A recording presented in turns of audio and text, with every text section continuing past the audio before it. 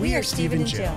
Together, we've been buying and reselling land since the 90s. Our data-centric approach leaves our buyers asking, how can you sell it so cheap?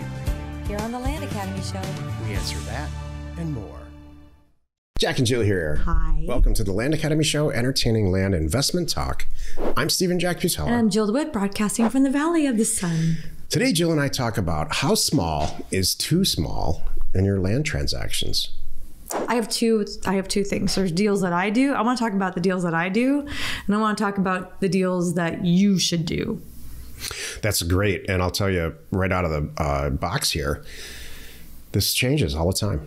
Mm-hmm. It changes as, you know, a regular deal for us used to be buy for $500 and sell for $1,500. Mm-hmm. That was like a standard deal for us for a lot of years. And certainly not anymore. Because they were every hour. Yeah. That makes a difference. So, isn't that funny? Wow. Let's take a question posted by one of our members on the landinvestors.com online community. It's free.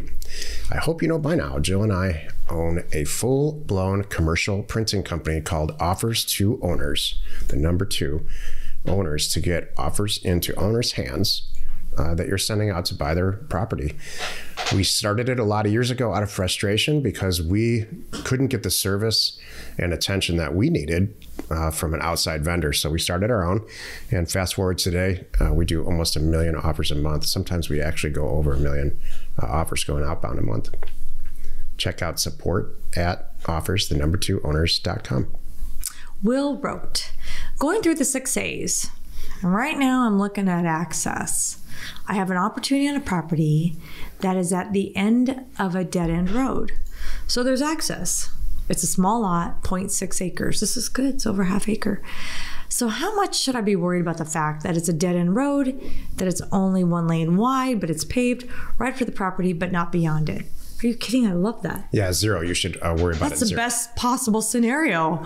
I'm like, who wouldn't want that road ends at my house? Mm-hmm. You know, no one's going there unless they're going to my house. First of all, I don't have the through traffic and the noise and that kind of a thing.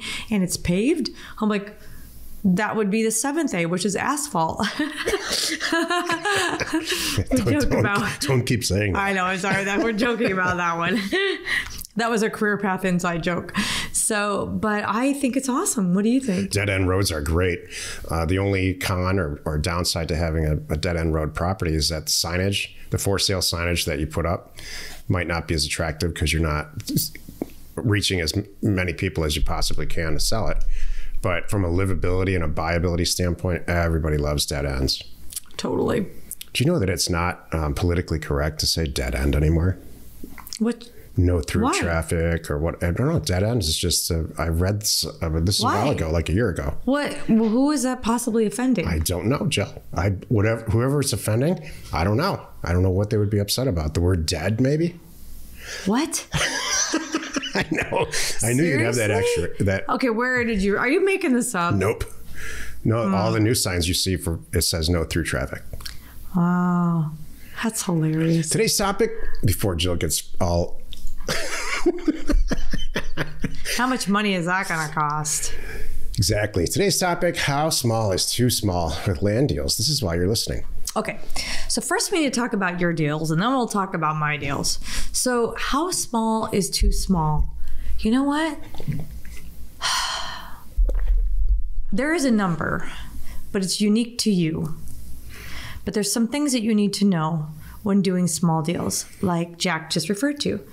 There's lots of people like to buy for $500 and sell for $1,500. Like, woohoo, I tripled my money and I did it overnight. That's great. And I agree with that. However, the quality of the properties are not as great, obviously. And the sellers are a whole different customer. Think about this one. Who's writing a check for $1,500, and who's writing a check for $15,000, and who's writing a check for $150,000. These are all very different customers. And the more money they're spending, the easier they are to work with. I gotta tell you.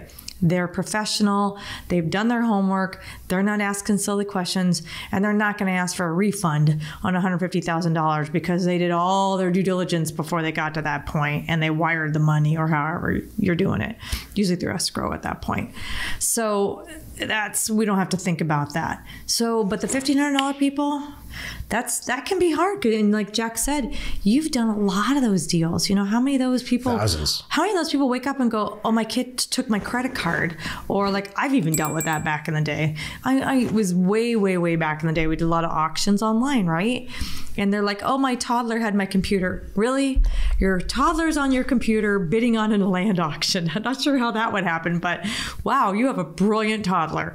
So there's just weird things that people come up with because, again, it's a different customer. So, but as you're starting out, getting your feet wet, I understand that. I understand a lot of people started there because, you know, I'll tell you why. A lot of people start with other land academy offshoot education programs. Let's just say that. That's a nice way to say that. There you go. And those land academy offshoot education programs might be preaching doing smaller deals because that's all the money you have.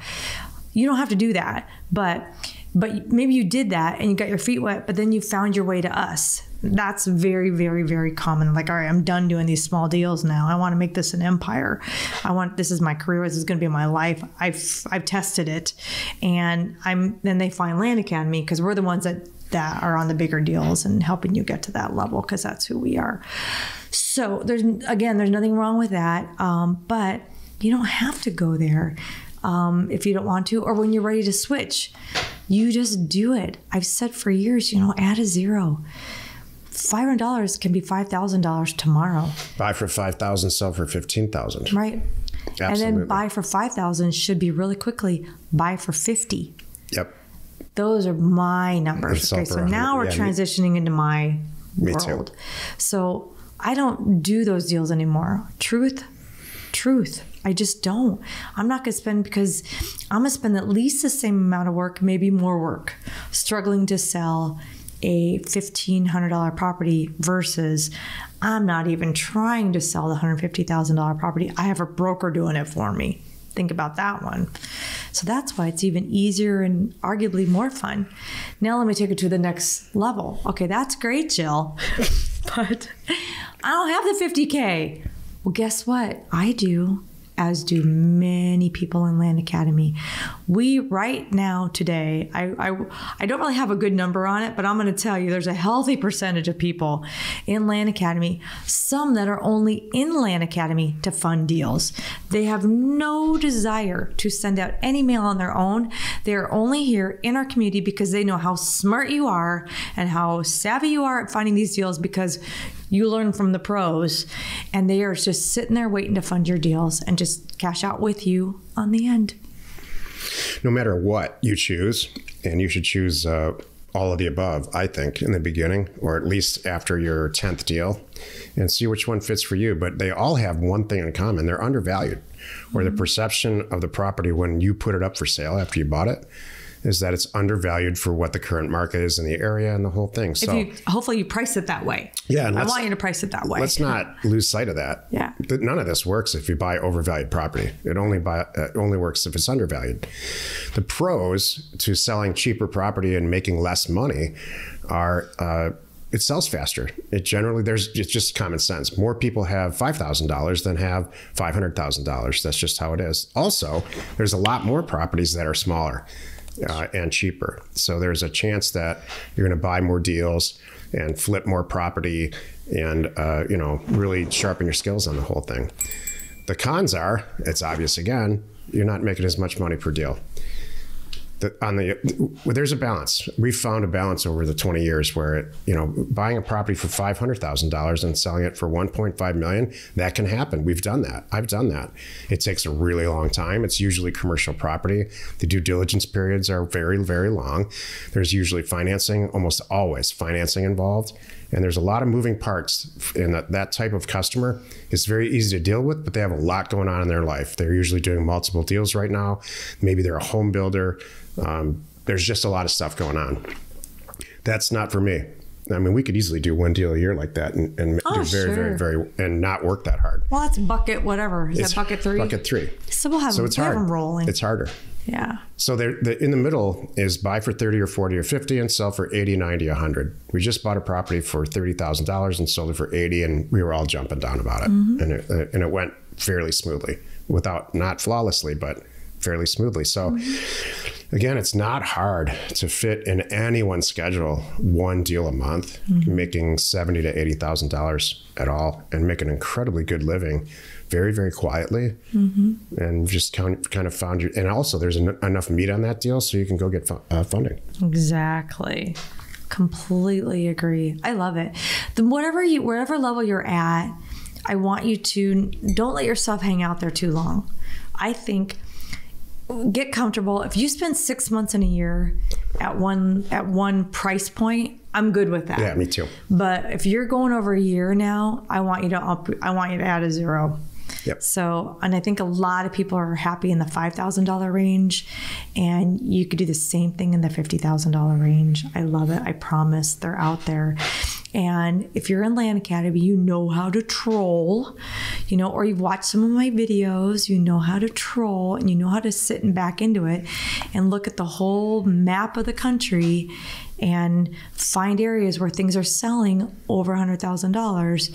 And so you can back into where to send mail and how to make it easy for yourself. And of course, you have us, you have our whole community, you have all the support that we'll help you. We won't let you make a big flaw. You know what I mean? As long as you ask. You have our Thursday calls, you have us. We'll make sure you don't, as best we can, give you another pair of eyes so you make good decisions on those.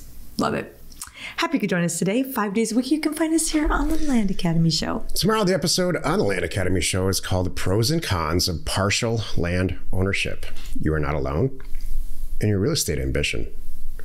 Yeah, why would 3 people own one property? There's tons and tons of reasons. Jill and I are 2 people, and we own all kinds of property. Right. When there's 30 people, that's a different story. We'll talk a little bit about that tomorrow. That's really funny. It's good. Thank you for tuning in. Like I was mentioning on the show, Jack and I are really aware that not a lot of you have even $100,000 lying around to buy land and do these deals. Those are great numbers, Jill, but that's okay. Don't worry. We fund many, many member deals, us personally, and we love doing that. So check out landfunding.com. And as I mentioned too, just within Land Academy, there's so much money. I haven't done a survey in a while to see how much money's flowing around, but I do that now and then. So check out support at landacademy.com if you have any questions, and we will get back to you. We are Jack and Jill. Information and inspiration to buy undervalued property.